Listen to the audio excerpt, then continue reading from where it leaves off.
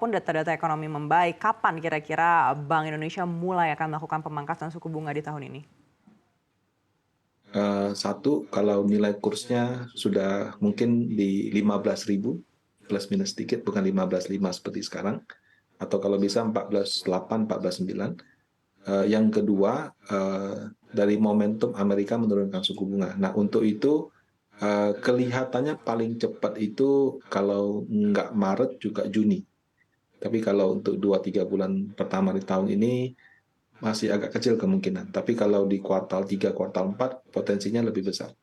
Baik, Maret atau Juni mungkin The Fed akan melakukan pemangkasan Paling suku cepat. bunga acuan menurut Anda begitu ya. Tapi kalaupun itu Kalau benar-benar terjadi, kalau The Fed, maaf, kalau The Fed mungkin di Juni ke atas. baik, kalaupun di bulan Juni ke atas, kapan Bank Indonesia bisa melakukan pemangkasan suku bunga acuan? Apakah langsung di bulan yang sama atau mungkin wait and see terlebih dulu? Kalau nilai kursnya sudah itu tadi saya katakan 14.8, 14.9, walaupun bunga The Fed belum turun, bisa aja kita turun duluan. Baik, artinya menurut Anda ada ruang bagi Bank Indonesia untuk melakukan pemangkasan suku bunga meskipun The Fed belum melakukan pemangkasan suku bunga. Kalau kita lihat rupiah saat ini di 15.600-an, sebesar apa potensi rupiah ini bisa menyentuh 14.800 dan momentum apa yang bisa menyebabkan penguatan rupiah seperti ini? Eh, Dalam kondisi normal, kalau suku bunga Amerika turun, otomatis nilai kursnya juga akan melemah. Nah, tahun lalu kan suku bunga dia naik tinggi. Itulah yang menyebabkan kursnya menguat. Kalau kondisi normal ya, jadi perlu Amerika turunkan suku bunga dulu, baru nilai kursnya jatuh.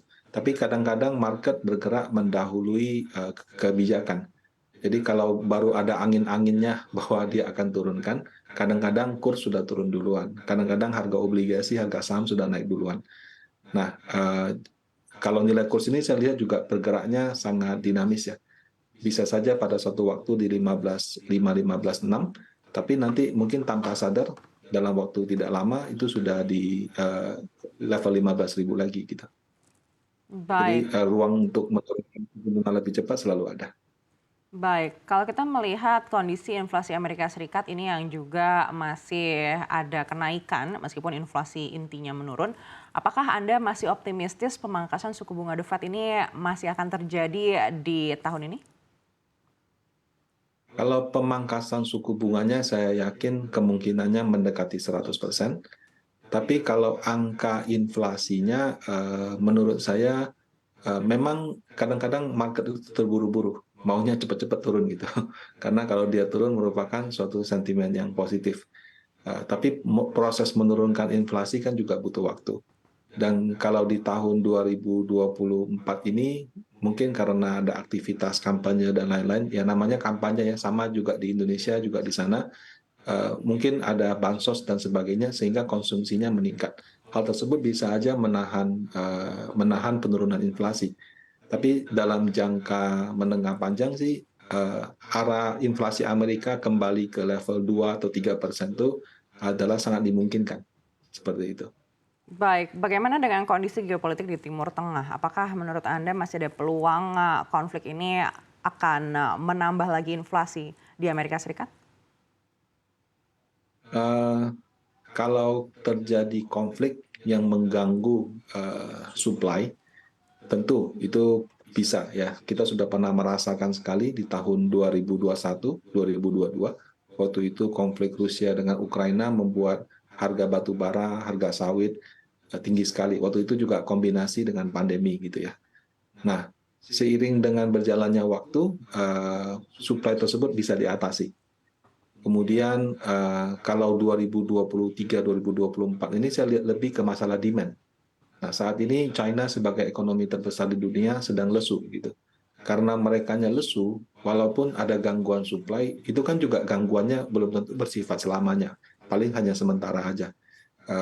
Karena kelesuan daripada China sebagai ekonomi terbesar di dunia, mungkin Eropa juga lagi agak lesu juga dari pertumbuhan ekonominya, itu menyebabkan aspek demand-nya agak lemah sekarang. Nah, itu membuat harga komoditi seharusnya tidak akan naik tinggi.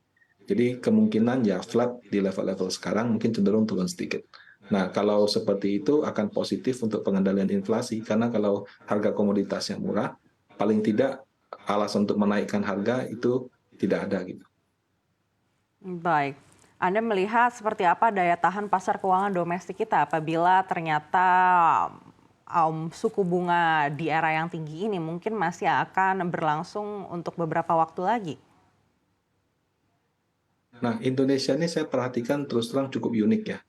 Waktu BI Rate menaikkan suku bunga di tahun 2023 dulu, 2022 sampai 2023, suku bunga deposito nggak serta-merta naik. Eh, Bahkan mungkin berasa naiknya baru 6-7 bulan kemudian, terutama akhir 2023. Jadi kadang-kadang kebijakan suku bunga itu perlu waktu transmisi ke sektor realnya. Jadi pengaruh ke bunga depositonya, pengaruh ke bunga kreditnya gitu. Nah, dengan kata lain, kalau sekarang suku bunga diturunkan, juga perlu waktu untuk transmisi. Jadi nggak serta merta akan menyebabkan suku bunga di lapangan baik kredit maupun deposito serta merta ikut naik. Nah, saat ini saya melihat daya tahan keuangan Indonesia masih sangat bagus. Jadi dilihat dari asing yang sudah cenderung mulai masuk ke obligasi, saham juga terus mengalami net buy gitu ya. Dan kenaik IHSG juga mencetak rekor baru. Jadi saya sih tidak melihat suku bunga ini akan menjadi ancaman ya, karena dengan suku bunga yang tinggi saja, toh IHSG juga mencetak rekor baru kan. Jadi tidak terlalu ada masalah dengan itu. Baik, bagaimana dengan sentimen domestik yaitu dari pemilu? Apakah menurut Anda ini menjadi salah satu pertimbangan juga untuk capital inflow yang akan masuk yang akhirnya mempengaruhi daya tahan pasar keuangan kita? Kalau kita bicara pemilu, untuk kami-kami yang kerja di swasta ya, pada dasarnya sih ya pemilu ini kan 5 tahun sekali. Tidak ada yang baru sih. Nah, kami juga melihat perkembangannya cukup positif selama ini.